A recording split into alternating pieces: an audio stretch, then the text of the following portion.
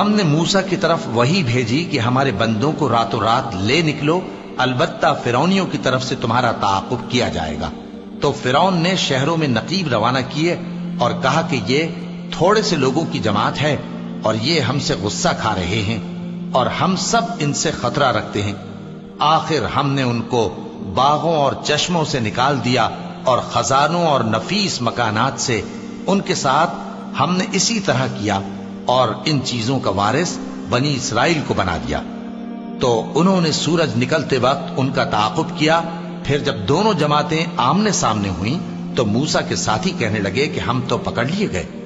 موسیٰ نے کہا ہرگز نہیں، میرا پروردگار میرے ساتھ ہے،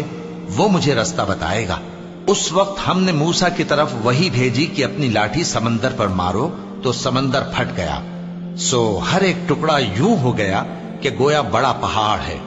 اور دوسروں یعنی فرعونیوں کو وہاں ہم نے قریب کر دیا، اور موسیٰ اور ان کے ساتھ والوں کو تو ہم نے بچا لیا، پھر دوسروں کو ہم نے ڈبو دیا۔ بے شک اس قصے میں نشانی ہے، لیکن یہ اکثر ایمان لانے والے نہیں، اور تمہارا پروردگار تو غالب ہے، مہربان ہے۔ اور ان کو ابراہیم کا حال پڑھ کر سنا دو، جب انہوں نے اپنے باپ اور اپنی قوم کے لوگوں سے کہا کہ تم کس چیز کو پوجتے ہو؟ وہ کہنے لگے کہ ہم بتوں کو پوجتے ہیں اور ان کی پوجا پر قائم ہیں۔ ابراہیم نے کہا کہ جب تم ان کو پکارتے ہو تو کیا یہ تمہاری آواز سنتے ہیں یا تمہیں کچھ فائدہ دے سکتے یا نقصان پہنچا سکتے ہیں؟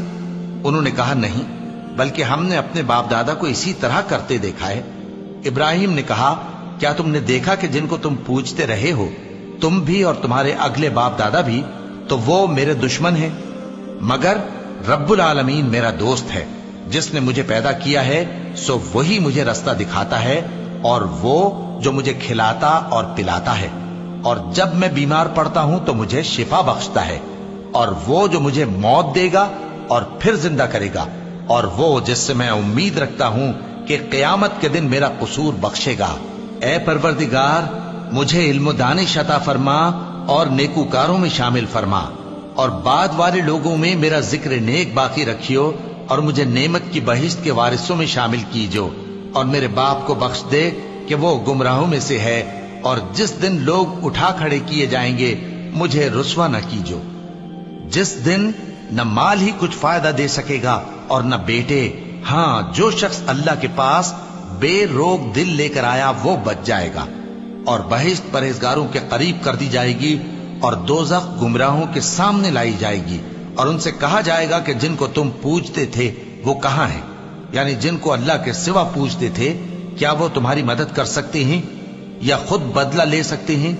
تو وہ خود اور گمراہ یعنی بت اور بت پرست اوندھے منہ دوزخ میں ڈال دیے جائیں گے، اور شیطان کے لشکر سب کے سب داخل جہنم ہوں گے۔ وہاں وہ آپس میں جھگڑیں گے اور کہیں گے کہ اللہ کی قسم،